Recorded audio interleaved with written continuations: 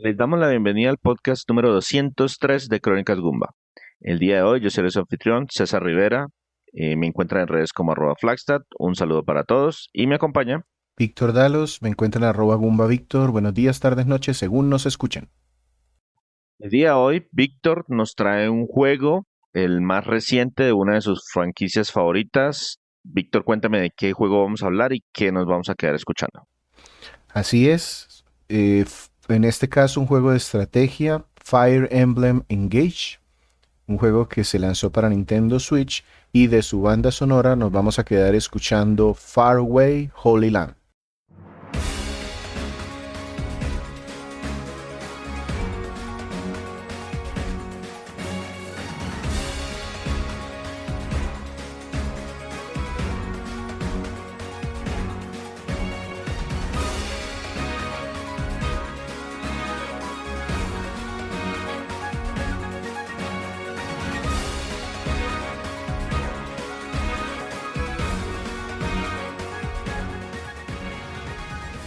Los invitamos a que se suscriban a este podcast donde quiera que nos estén escuchando.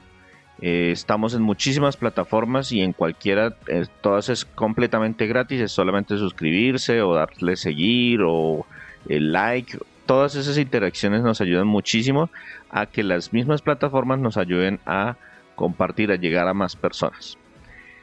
Entonces, Víctor, hablábamos de que el día de hoy vamos a hablar de Fire Emblem Engage, que para mí es realmente un juego que se llama Fire Emblem rojo y azul, porque toda la publicidad y el personaje y todo lo que vi era de que era un matacho, un personaje de rojo y azul, muy anime. Entonces cuénteme de qué se trata este juego, recuérdeme cuándo salió y de qué nos vamos a quedar hablando antes de iniciar. Internet, cuando llegó el diseño del protagonista, también apodó este como Fire Emblem Colgate o Fire Emblem Pepsi, porque tiene una combinación muy rara en el cabello así rojo y azul que puede evocar esas marcas.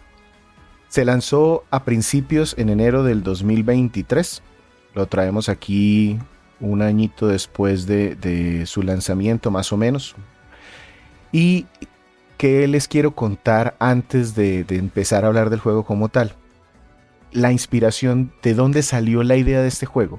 Porque para quienes no lo recuerden, los invitamos a escuchar también nuestro podcast de Fire Emblem Three Houses. Fire Emblem Three Houses fue lanzado en 2019, fue el primer juego para Nintendo Switch, tuvo muy buenas reseñas a nivel general, está como de esos juegos imprescindibles, y este juego en cambio se sintió como un lanzamiento un poquito apresurado, es decir, lo anunciaron muy pronto, mostraron que tenía y sale en enero, un mes que es de pronto un poquito raro para lanzarlo.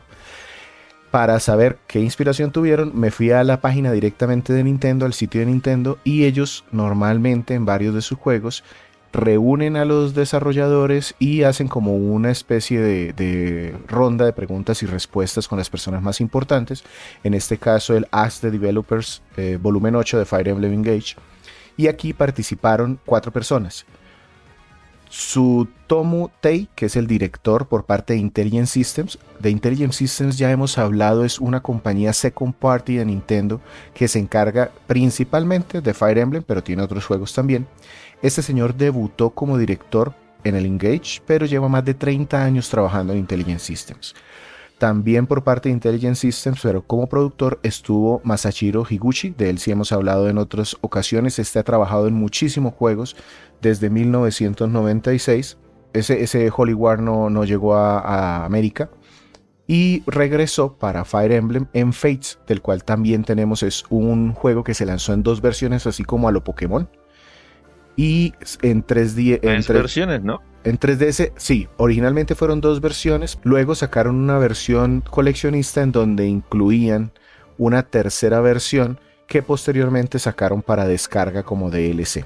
Y por parte de Nintendo estuvieron Genji Yokota, también lo han escuchado un montón de veces aquí, porque él es el productor por parte de Nintendo que se encarga de tener esa relación con las second y third parties. Es el que siempre está ahí para todos esos trabajos que son como externos. Por último, estuvo Kenta Nakachiri, director por parte de Nintendo también.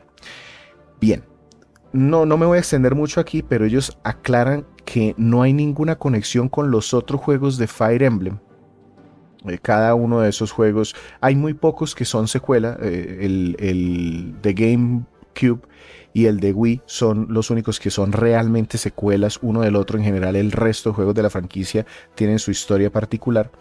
Pero el desarrollo de este Fire Emblem Engage empezó con la motivación del aniversario 20 de la franquicia para América, 30 o más para Japón. En América, este juego empezó realmente en 1990, pero debutó en Occidente en el 2003. Esta franquicia tiene más de 22 juegos de diferentes géneros con spin-off y todo, 13 juegos de la línea principal. De esos 13 juegos, solo 8 han llegado a Occidente.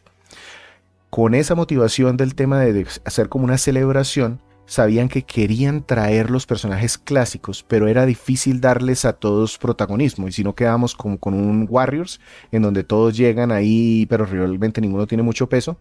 Un hechicero unió portales, y reunió el multiverso, y entonces todos los protagonistas están aquí. Correcto, entonces aquí ellos llegaron a un concepto de emblemas, que la idea es que se convoca a través de un ítem a alguien.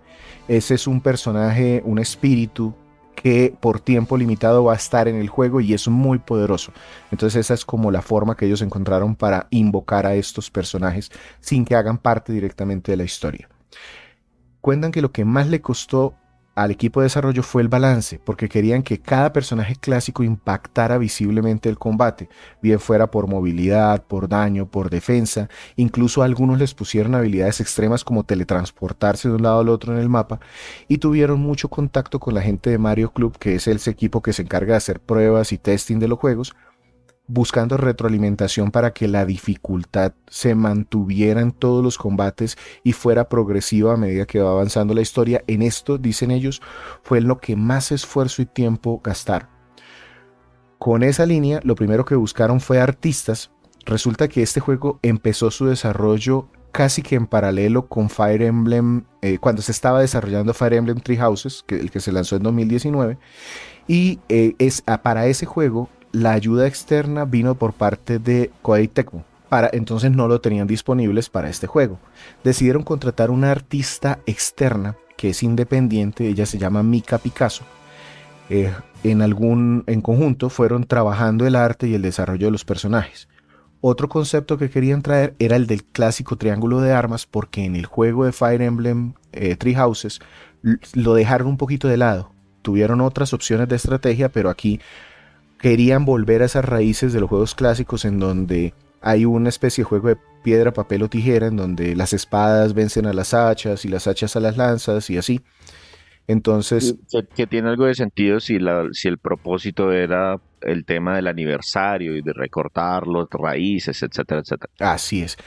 ¿Qué cuentan de incluir de nuevo el triángulo de armas? Que los obligó a diseñar a mano cada combate, de alguna forma que se sintiera que todas las armas, tomos mágicos, báculos, que todo tuviera sentido en algún mapa, que cada personaje, como los clásicos también, no todos tienen espadas, aunque sí la gran mayoría, entonces como para que cada uno tuviera su punto para ser más importante. Y así pues nos obligan como jugadores a planear mejor cómo seleccionamos a cada grupo.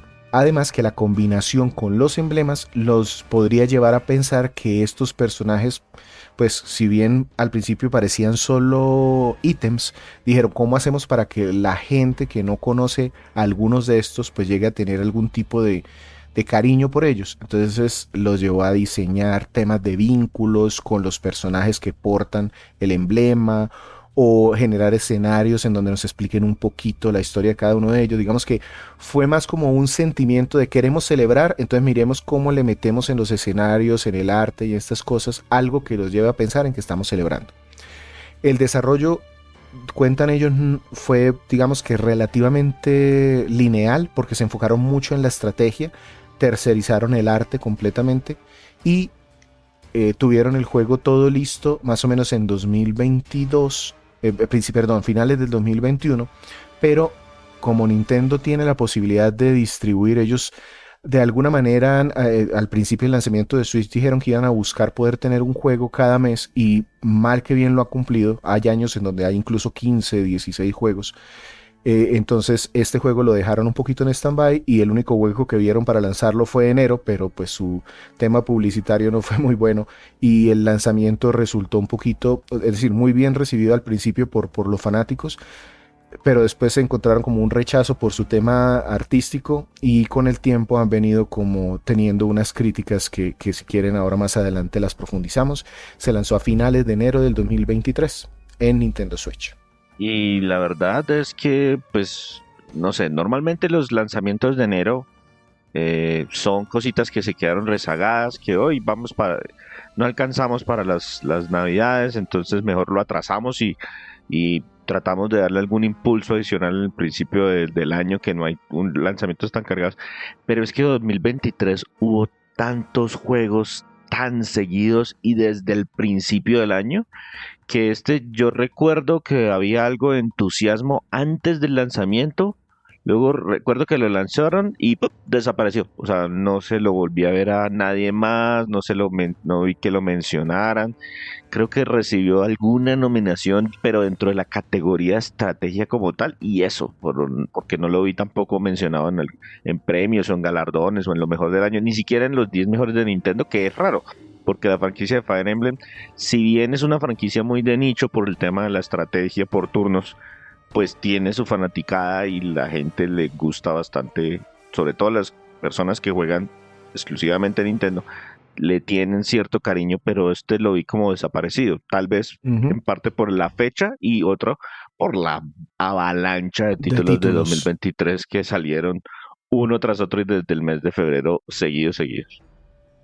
Sí, y para completar este panorama, hay muchos rumores y se supone que unas filtraciones relativamente recientes en donde hablan de algunos títulos que Nintendo ha dejado de renovar en su stock.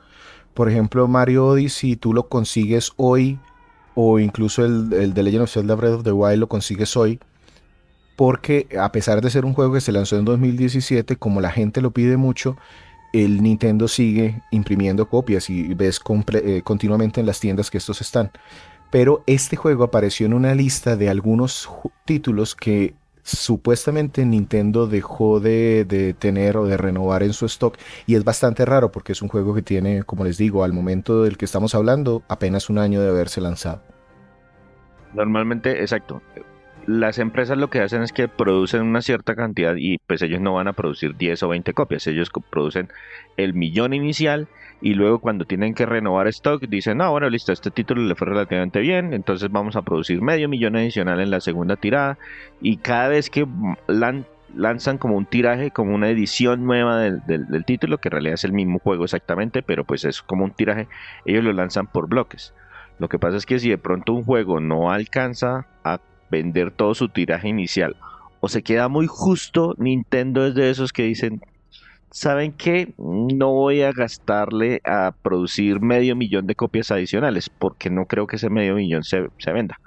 Más bien lo dejamos ahí, que búsquenlo en la tienda digital. Así Listo. es. Víctor, entonces, estamos hablando de que este juego es una celebración. Por favor, explíqueme si de alguna manera en la historia desentrañan el misterio del cabello rojo y azul del personaje, porque es lo único que me interesa de la historia del juego. El resto puede que no suceda nada más, pero si me resuelve. Sí, la respuesta es sí, lo desentrañan, pero al final le doy un poquito de comentarios al respecto. Pues voy a empezar con el protagonista. Nosotros encarnamos a Alear, podemos elegir la apariencia, puede ser niño o niña, conocido como el dragón divino.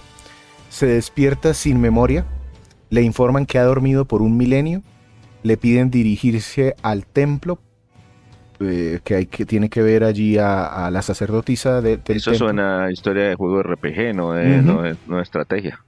Sí, pero así es. En el camino nos atacan unos bandidos y nos rescata un dragón blanco enorme que después de que termina el combate se transforma en una mujer y resulta que dice que es la madre del protagonista, de nuestro personaje, y que además es la sacerdotisa del templo del dragón.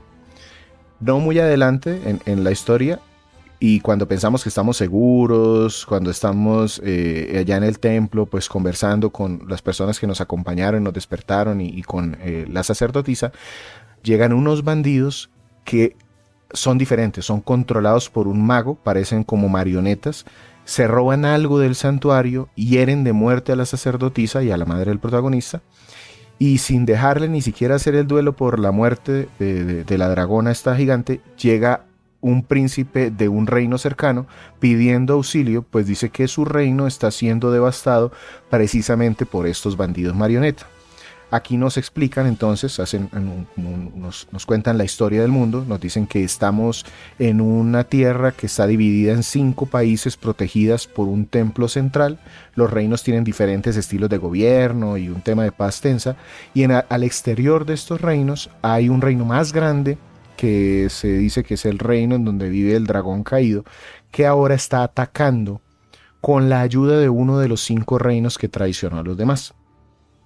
La misión entonces nuestra es ayudar a este príncipe y a estos reinos que están siendo atacados, y es como la obligación del personaje nuestro, y empieza a recuperar un poco la memoria, y entonces esto pues nos lleva a atacar al malo, que resulta que es el dragón caído, que está reviviendo, que de alguna manera está relacionado con que nuestro personaje esté despierto ahora después de 1000 años. Se supone que hace 1000 años a este dragón malvado lo habían encerrado, que para más, digamos que señas, se llama Sombrón.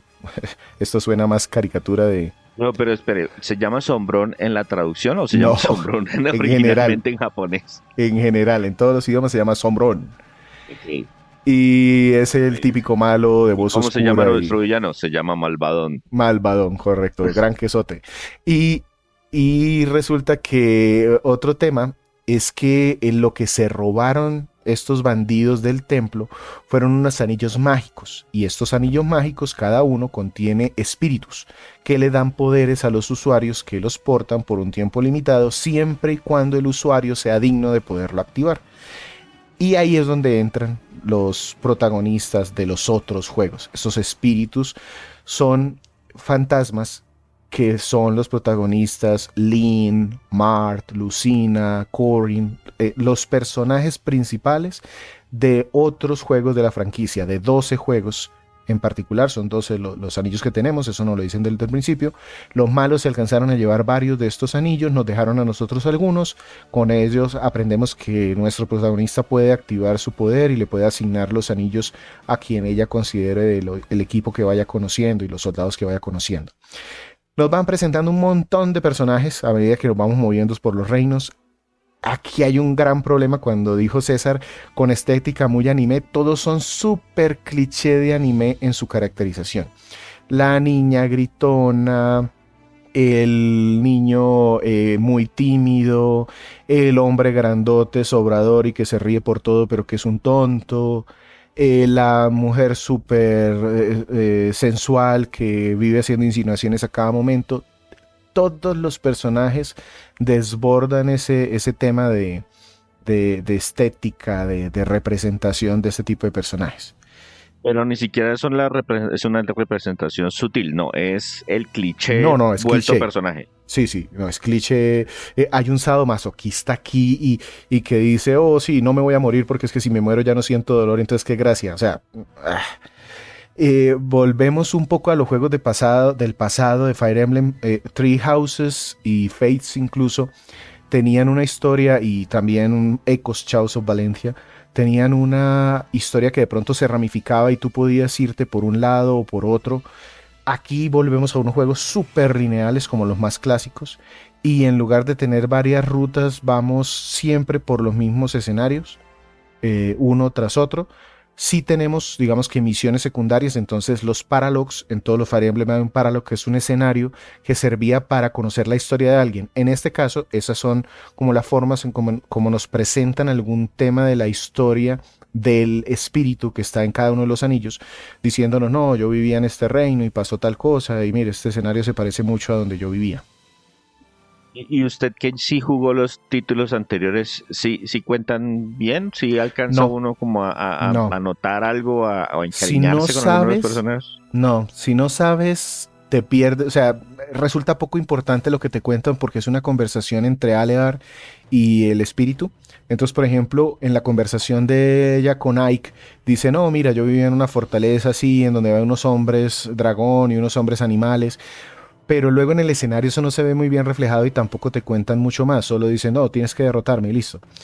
Yo, porque ya los jugué, pues sí veía los detalles. Ah, sí, aquí más o menos esto se parece al castillo donde me mataron a tal personaje o alguna cosa. Pero de resto no creo que realmente sirva como una puerta de introducción para quienes lo conocen. Para los que ya lo conocen, de pronto sí son guiños interesantes, pero a mí tampoco me parecieron como muy llamativos ni muy completos. Listo, Víctor. Algo adicional acerca de la forma como cuentan la historia. Pues yo estoy acostumbrado a que Fire Emblem tiene como tres niveles. Uno es que una animación, que tienen un par aquí y allá. Otro donde ponen las carotas gigantes y los textos. Y incluso en el mismo combate a veces hay algunos diálogos. Algo nuevo o algo Exacta, diferente. nada nuevo. Así como los describió, esas son las mismas tres formas que utilizan para narrar la historia. ¿Qué diferencia hay en este juego? Pero eso tiene que ver más con lo artístico. Que en los juegos anteriores, cuando dice César, ponen las carotas, es que en la pantalla nos ponían dos dibujos, pues hechos a mano normalmente, de los personajes conversando. Con un nivel de detalle muchísimo mayor al Ujú. que permitía el modelo chiquitico que estaba ahí en el combate. No, aquí Correcto. le vemos bien la cara a cada uno de los personajes. Aquí los personajes sí fueron modelados en 3D, entonces en lugar de poner los dibujos en 2D, pusieron los modelos. No me molestó, realmente están bien hechos, pero sí, digamos que se nota mucho la diferencia. Cuando son las cinemáticas son de muy alto nivel, se nota que ahí pusieron mucho esfuerzo y dedicación para contar con unas escenas de acción, un momento, pero ahí no cuentan historia, la historia la cuentan conversando y las conversaciones son muy simples, muy directas. Entonces muchas veces me vi yo adelantando eso rápidamente porque no me interesaba. Me gustaron más las interacciones durante los combates, porque durante los combates veías, por ejemplo, un aldeano que estaba solicitando ayuda y cuando llegabas a hablar con él te contaba algo que era más importante. O cuando llegaba algún personaje y tenía que atacar al villano, resulta que ahí el villano era, por ejemplo, el padre de él. Y ahí entonces había una conversación y un intercambio que me pareció más interesante, más que las conversaciones de las caras. Listo, Víctor.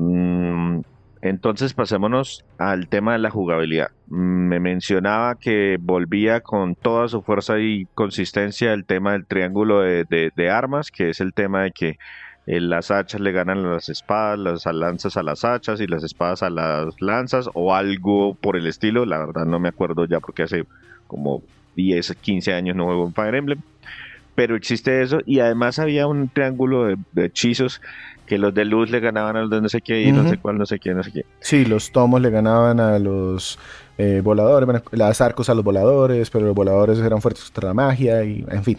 Sí, sí, Sí, es lo mismo. Es juegos de piedra, papel o tijera, pero en diferentes grupitos. Eso listo. se repite tal cual. Hay 5 cosas en el combate que Pero Víctor, espere, devolvámonos un poquito antes para el que no conozca tanto los juegos de Fire Emblem. Sé que sabemos, o les estamos contando, son juegos de estrategia en tiempo real donde nos movemos en una cuadrícula, ¿cierto? juegos de estrategia por turnos, no, Eso, no en tiempo real.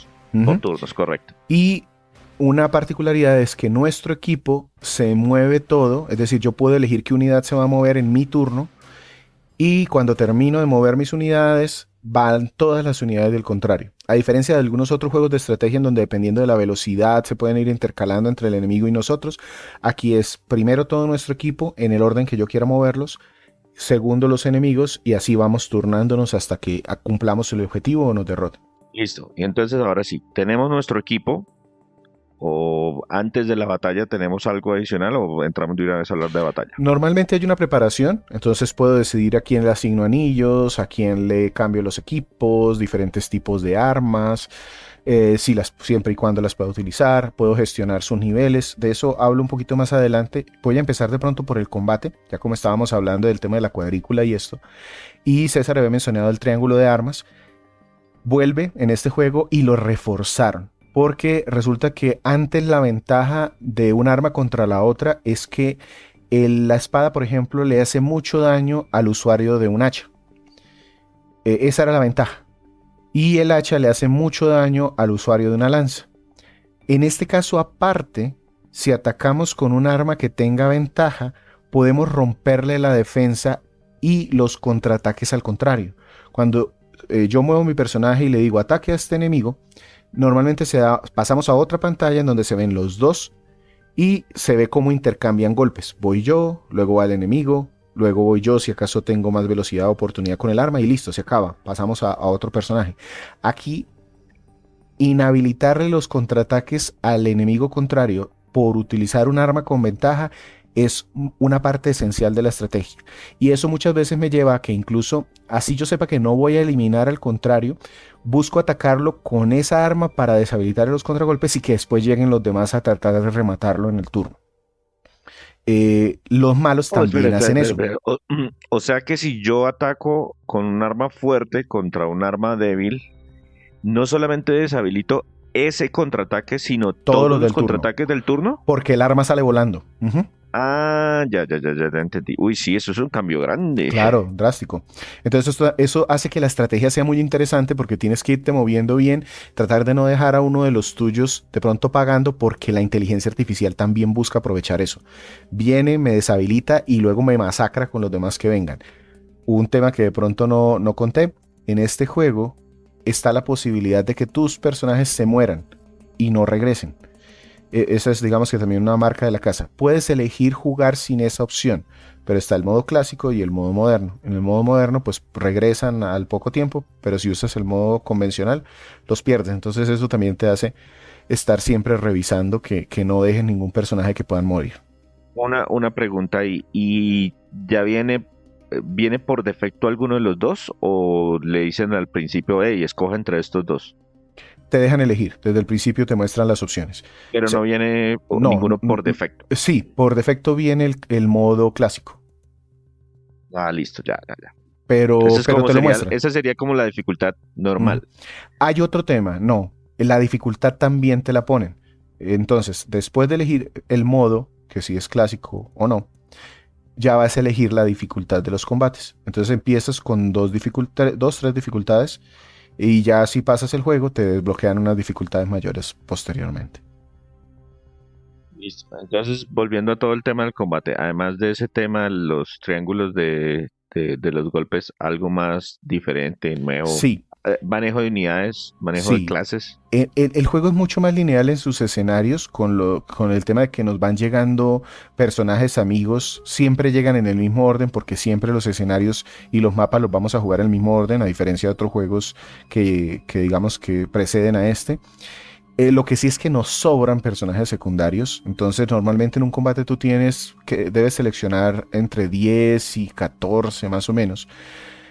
Pero como está el riesgo de que te los maten, el juego se encarga de darte siempre unidades. Llegan soldados de otro reino, el guardián de no sé quién, pero que cumplen roles similares. Entonces, algunos de lanza, algunos voladores, algunos defensores o con hachas, y tú pues vas eligiendo el que tú quieras. Te cubren un montón de grupos según lo que quieras para que siempre vayas con el grupo nivelado, que es importante por lo que les comentaba que los escenarios los diseñaron meticulosamente para que siempre tuvieras que estar revisando la estrategia de qué tipo de personaje necesitas aquí. Aparte, agregaron un tema de ataques combinados con compañeros con los que se tengan altos vínculos, que eso venía de juegos clásicos. Se había perdido de pronto en estos últimos juegos. Aquí, si tienes buenos vínculos, ¿qué es? Que hayas hecho relaciones, que ahorita les comento cómo, o que hayas puesto a combatir muy frecuentemente a dos unidades. Entonces entre ellas va subiendo como su relacionamiento e incluso pueden llegar a atacar juntos.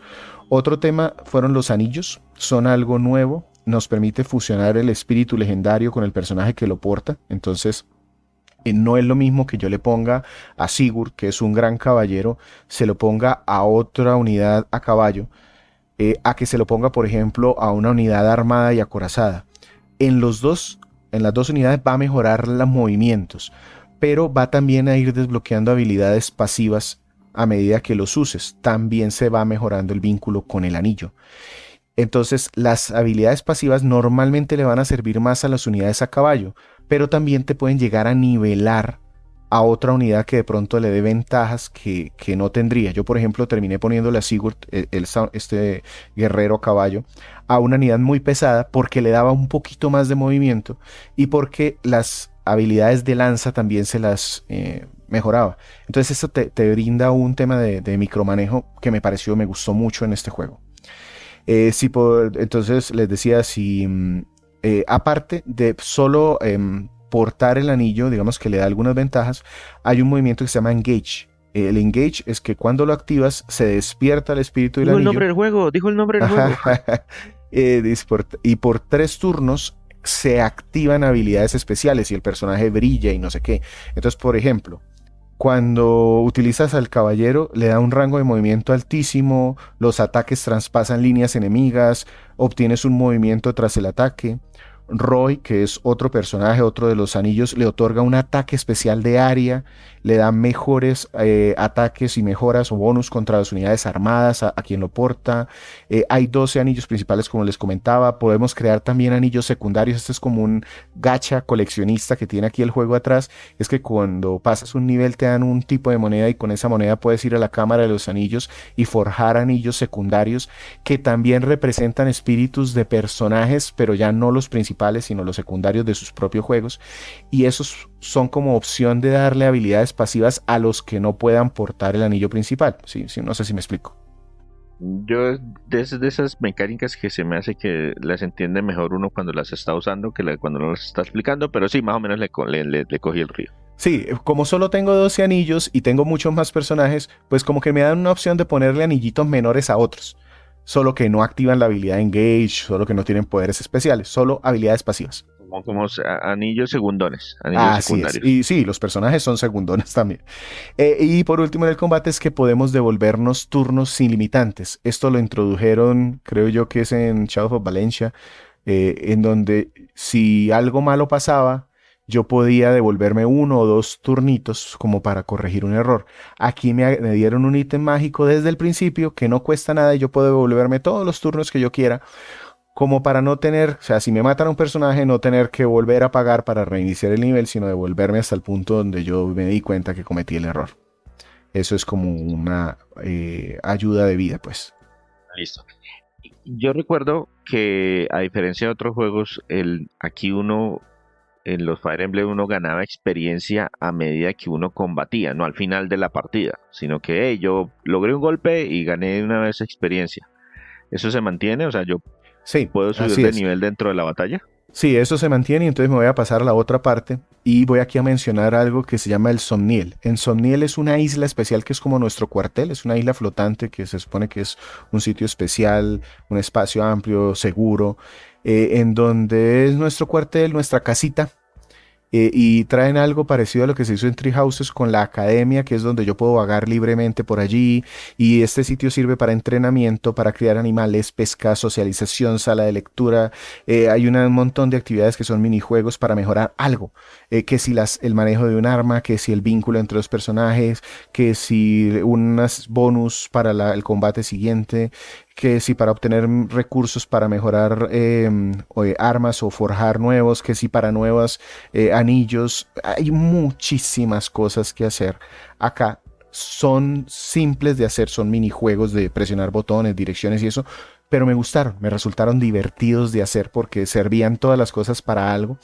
Ya lo de la mejora de la afinidad eso viene de juegos, de todos los juegos prácticamente tienen esto, y es que cuando yo tengo 2 personajes que combaten mucho o que hacen estos minijuegos para que tenga mejor relación, aparte de mejorar en el combate, pueden llegar a tener algunas habilidades adicionales. ¿Qué cambiaron aquí? En Tree Houses, en el juego anterior, yo podía hacer parejitas, entonces se casaban los personajes al final, o 2 amiguitos que yo haya puesto a jugar juntos. En Fates incluso podían tener hijos y algo pasaba y tenían habilidades heredadas, cosas aquí. Eso aquí lo simplificaron muchísimo. Sí se puede mejorar el vínculo entre todos, pero ninguno se llega a casar entre sí, solo con el protagonista y solo si hago un capítulo especial por allá que es casi al final para poder ganar esas habilidades. Tenemos retos opcionales, tenemos los Paralogs para reclutar unidades únicas, incluso puedo reclutar otras unidades.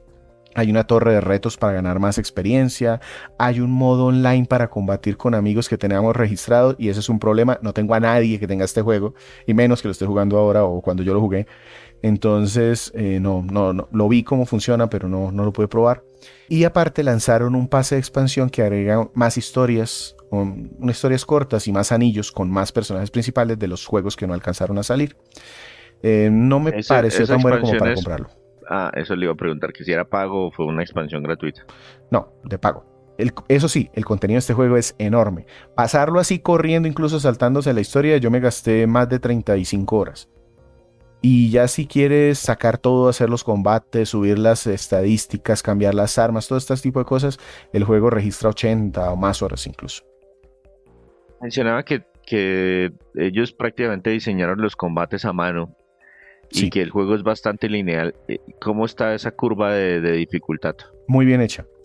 Muy bien hecha. Los primeros niveles se nota que te están enseñando, te ponen 2 rutas, el mapa no es tan grande, los enemigos llegan a un determinado punto. En los últimos niveles hay puntos de refresco de unidades enemigas infinito, con caídas de rocas, con peligros naturales, con un dragón gigantesco. No, es una locura. Pero se siente que como que te van dando las habilidades para que lo puedas derrotar. Me dice que contrataron un diseño de personajes externo. Eso es bastante común en Japón. De hecho, en muchas, por ejemplo, en series de anime, que sobre todo los que están haciendo transferencia de manga al anime, ellos contratan a alguien que solo se dedica a diseñar los personajes. Y después de que los personajes están diseñados o trasladados del manga a la serie, los demás que se encargan de animar utilizan esas mismas guías. Y eso pues también lo he visto en algunos juegos, y él es sobre todo en los de Square Enix, que es el character designer. Entonces, cuénteme cómo se ven los personajes y el mundo de este Fire Emblem Engage. Bueno, hay algo que salta a la vista cuando enciendes el juego, de pronto no se ven los videos, pero sí jugando y en movimiento, es que esta es una mejora técnica. Da un salto técnico enorme comparado con Three Houses.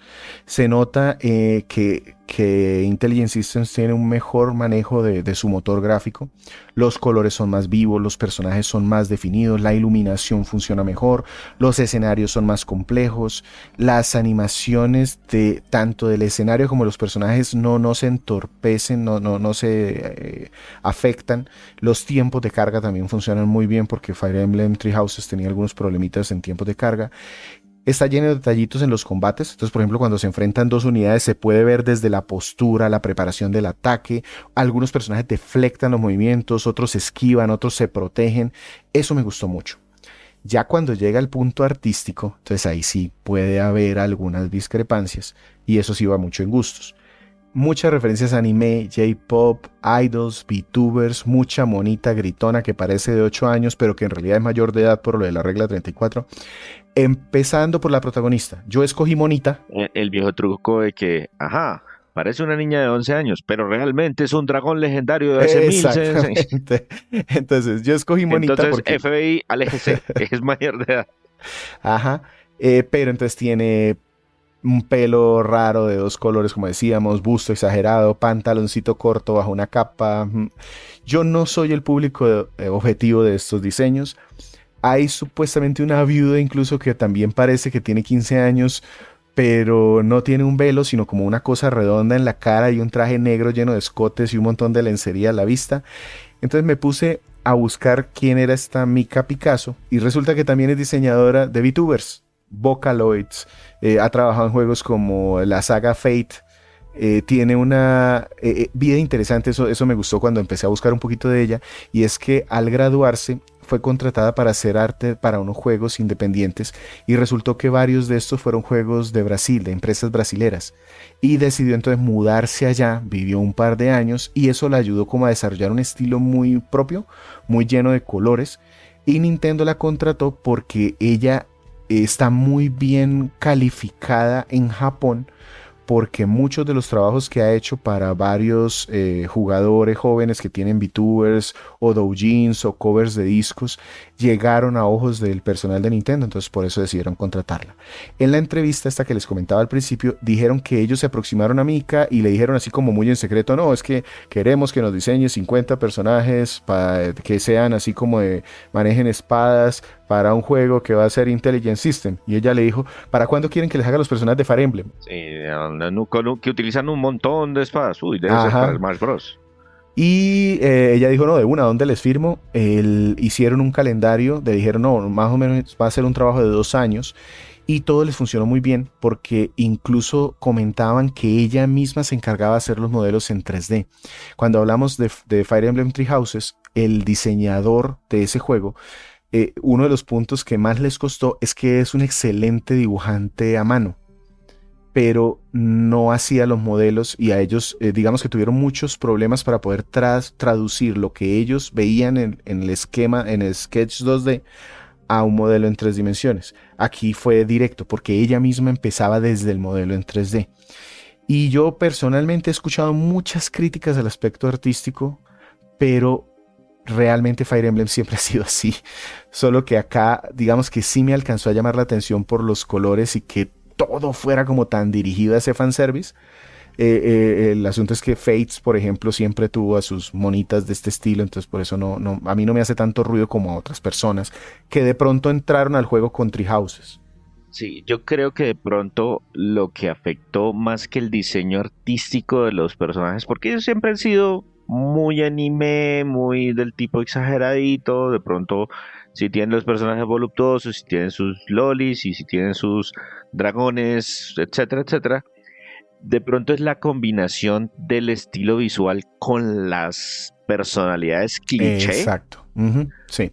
Porque yo siempre, sí, exacto, yo siempre también, incluso de antes uno lo ve y uno dice, pues esto es bastante anime, de pronto un estilo de anime diferente, pero siempre ha sido muy anime y muchas de esas razones por las que no llegaba a este lado del charco era por ese diseño, no solamente porque fuera estrategia por turnos, que ya por sí eso para muchos es un ladrillazo, sino también por el tema de que el aspecto visual era muy, muy marcadamente japonés.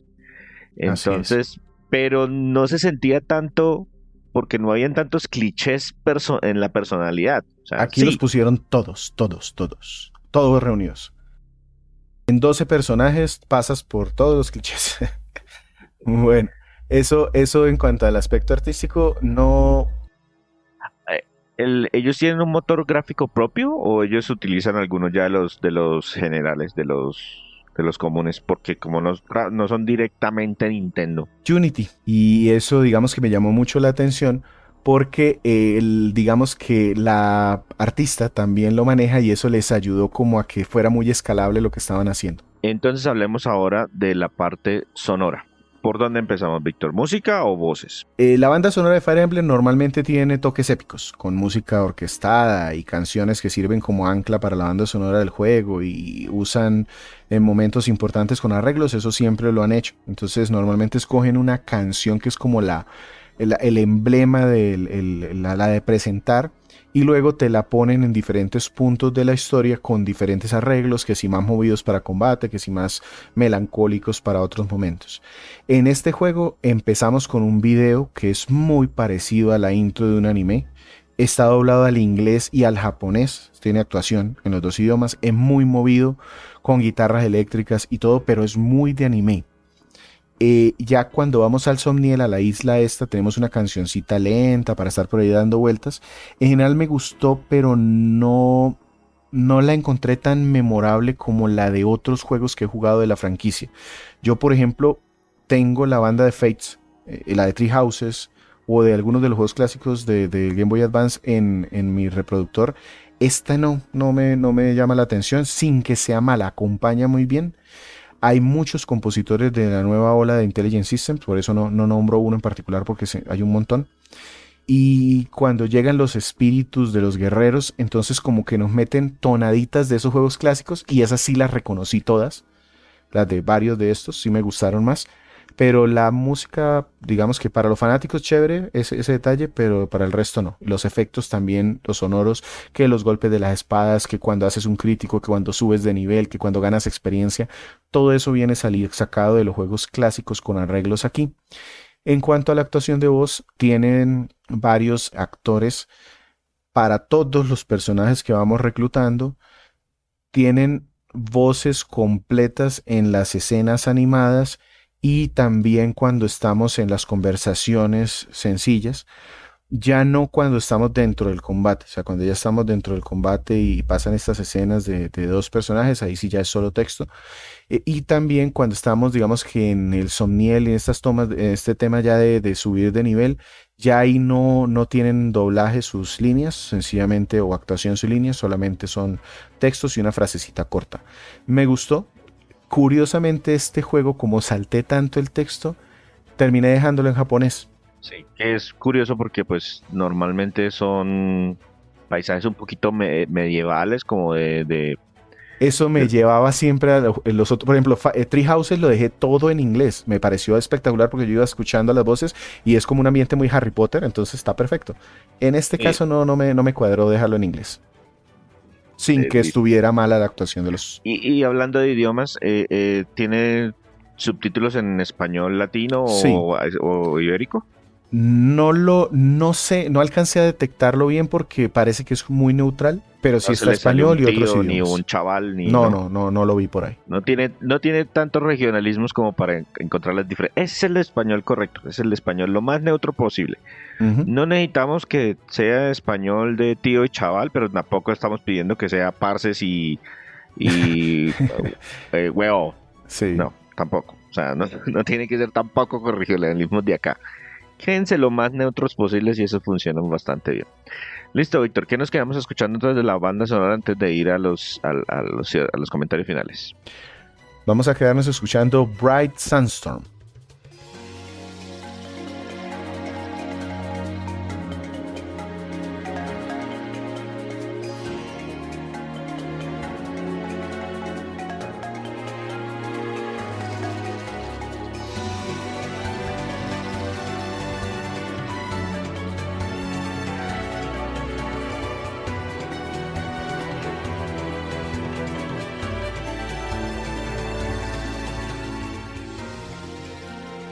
Este podcast 203 lo encuentran en muchos gestores, en muchas plataformas y de verdad los invitamos a que se suscriban o nos sigan en las mismas. Eso nos ayuda un montón para darnos más visibilidad.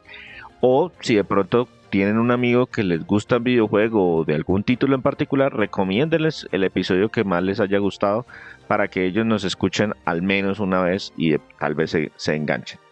El día de hoy estamos en nuestro podcast número 203. Estamos hablando de Fire Emblem Engage, un título publicado por Nintendo a inicios del 2023, que Víctor tiene opiniones, por lo que he escuchado, un poquito variadas con respecto a los temas puntuales. Entonces, empecemos hablando de qué es los aspectos positivos, Víctor. ¿Qué es lo mejor de Fire Emblem Engage? Bueno, yo tengo tres cosas. La primera, la jugabilidad me pareció muy divertida por dos razones. La primera, los mapas están muy bien diseñados. Presenta situaciones muy ingeniosas en todos los combates. Todas las unidades se sienten útiles. Los objetivos varían mucho más que en otros juegos. Por ejemplo, aparte del típico objetivo de eliminar al malo más grande del escenario, hay otros como un laberinto, un desembarque de emergencia, una persecución o una huida. Me divertí mucho más en estos combates incluso que con los del juego anterior, Tree Houses. Además que los escenarios también tienen objetivos secundarios como liberar una villa antes de que lleguen los malos o detener a un ladrón o encontrar un cofre oculto. Me gustó mucho. Y la segunda razón por la cual la jugabilidad me pareció muy divertida es que las nuevas mecánicas de los anillos, las modificaciones, algunas de las clases típicas, incluso trajeron una mecánica nueva que usaron en los monstruos de Tree Houses, pero aquí la aplicaron a los jefes. Y es que en los juegos clásicos de Fire Emblem los jefes se quedan quieticos allá y uno entonces puede utilizar alguna táctica de trampa para atacarlos desde lejitos. Aquí no, aquí sí se mueven. Aparte le agregaron un cristal que les da más de una vida, entonces sí los hacen un reto. Les quitaron la durabilidad a las armas, eso me gustó mucho. En algunos juegos las armas solo pueden, con un arma muy especial solo podía atacar 10 veces y se rompía. Aquí eso se lo quitaron. Eso sí, me hicieron muy complicado comprar armas de las típicas, solamente hay una o dos. La economía, digamos que también quedó en general bien balanceada para eso. El segundo punto que me gustó mucho fueron los aspectos técnicos, como les comentaba, me parecieron muy cuidados. Este juego no lo dije de pronto, pero está a 30 frames por segundo, súper estables, te deja recorrer los escenarios. Cuando terminas un combate, saca una escena en donde te permite recorrer ese escenario en tercera persona, muy bien hecho. Detrás del personaje ves todos los detalles, ves las texturas muy bien cargadas. Me gustó y cumple con creces, supera juegos anteriores. Y por último, que tiene un contenido de base muy completo. Y a pesar de que es muy lineal en su historia, se me hizo muy rejugable porque tiene muchos combates aleatorios, mapas opcionales, una torre con retos, el tema del online que espero probarlo algún día, y además actividades fuera del combate que me gustaron más cómo se gestionan aquí. Son como más directas, los minijuegos son más directos y tienen alguna gracia. En algunos otros juegos había que, digamos que, aguantarse unas mecánicas muy lentas. Aquí yo me quedé tonteando ratos y ratos para mejorar estadísticas de un personaje o un minijuego que me gustara. Esas son las tres puntas, los tres puntos buenos. ¿Y cuáles entonces serían los puntos negativos? Tengo tres malos o feos dependiendo de la persona. Entonces yo se los digo y usted me dice. La primera es que la historia no es más que una excusa para mandarnos a la guerra a ser amiguitos. Y no, Eso es malo en un juego de este estilo. sí, exacto, porque le resta un montón de motivaciones. Yo puedo llegar, alguna persona puede decir, no, pero es que hay otros Fire Emblem que también son así. Sí, pero eso no deja, o no le quita que eso no sea, que sea algo negativo. Sí, exacto. Si usted me dice, no, es que en este juego de Mario Fútbol es una excusa para mandarme a jugar partidos, es que es Mario y es fútbol, pero es que esto es Fire Emblem. Yo estoy esperando algo de profundidad y como más que sea interesante, que me enganche la historia, porque estos para muchas personas son mitad juegos de estrategia, pero también tienen una buena porción de juego de rol. Sí, y aquí se repitió un truco de historia que utilizaron en un juego anterior, pero lo manejaron peor que en el juego anterior. O sea, yo ya lo veía venir. En el otro me lo trataron de ocultar y las reacciones de los otros, si alguien se moría. Aquí, no, tú eres tal cosa. Y otro, yo soy tal cosa. ¿Por qué? Pero no te sientas mal. Y se solucionó el problema. Entonces, no terminó nunca de cuajar realmente la historia conmigo. El segundo punto, los aspectos artísticos, no técnicos, me parecieron muy recargados. Y eso sí no sé si es malo porque me parece que va mucho en gustos. Y además varios juegos anteriores ya lo tenían. Yo les comentaba, el Fire Emblem Fates ya tenía una jinete dragona gótica con vestido de baño. Incluso en Three Houses al principio pues sí se ve muy sobrio, pero cuando ya avanzas en la historia empiezan a aparecer los coloriches en los trajes de los personajes. Pero bueno, no sé si esto sea malo. Esa se la dejo ahí como un punto importante que hay que tener en cuenta para todos los que van a enfrentarse con este juego, que este juego, los diseños de los personajes son bastante particulares y muy de estética anime. Eso no necesariamente es malo, pero sí es un punto destacable, por ejemplo, si están esperando algo más estándar o algo más medieval clásico. Correcto. Y el último punto es que encontré muy difícil aquí mantener un equipo ante el aluvión de personajes nuevos, con mejores niveles, con clases diferentes, pero que de pronto no tenían muchas habilidades porque no han subido experiencia conmigo. Y entonces usar anillos con unos u otros, o sea, son tantos personajes, son tantos anillos, tantas combinaciones de armas, el tema del manejo de clases es tanto que puede llegar a abrumar. Llegó un momento, por ejemplo, a partir de como la cuarta parte final del juego, en donde yo dije, no sé si son los mejores personajes, pero voy a elegir a estos porque si no me vuelvo loco por no poder saber qué voy a seleccionar. Sí, eso puede ser malo. Y el juego no tiene como herramientas para mantenerle a uno de los personajes arriba o compensarlos o algo. No. Porque es que eso se empieza a sentir como relleno. Eso de que yo tengo mi equipo base que es con el que, pero yo puedo ponerme a jugar con este u otro, no sé qué. Te da Pero las si todos opciones de están los por retos, debajo, sí, te da las opciones de los retos y de los combates opcionales, y con eso tú los subes de nivel rapidito. O sea, esa sí es una ventaja, eso no te demoras mucho. pero son muchos, muchos personajes. Tanto que yo en algún momento dije, ay, voy a dejar que me maten unos 5 o 6 para tener menos para elegir. Sí, entonces sí, ese volumen puede llegar a ser malo. También le daría el malo. El tema artístico, sí, eso es mención importante, pero nada más. Listo, Víctor. Entonces, para cerrar nuestra reseña, o algún otro punto importante para destacar. No. Listo, entonces para cerrar nuestra reseña de Fire Emblem Engage, cuénteme, ¿en qué categoría lo dejamos? ¿A quién se lo podemos recomendar?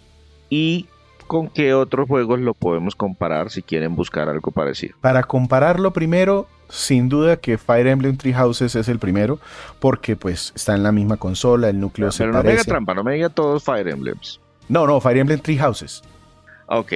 Fire Emblem Three Houses, que salió en Switch, se parece, cambian varias cosas, pero ese incluso lo pondría un poquito por encima de este en general para todas las personas. De pronto no para los fanáticos, pero sí para el público en general, porque tiene una mejor historia, pero técnicamente sí se ve más limitado. Además, el diseño del combate del Engage me pareció más divertido. Entonces, como una mezcla, ¿no? Es decir, el Three Houses es más redondo en general, pero los puntos fuertes de Engage sí son mejores que los de Three Houses. El segundo juego sería Triangle Strategy. Si bien es un juego de un táctico diferente, porque es más de menos personajes, una perspectiva diferente. En ese juego también la historia es el centro, el combate es táctico, es imaginativo. Cada personaje en ese juego sí se afecta por su velocidad. Nosotros, digamos que tenemos que tomar decisiones de pronto un poco más relevantes para la historia en Triangle Strategy. También me gustó más por eso. Cualquier cosa es la reseña de Triangle Strategy, la encuentran en el podcast número 176, por si quieren devolverse para tener una comparación más directa. Y por último, un juego independiente que se llama The Banner Saga, que es un juego también de estrategia por turnos, pero que tiende mucho más a seguir la historia, el manejo de recursos, más como de supervivencia, perdón.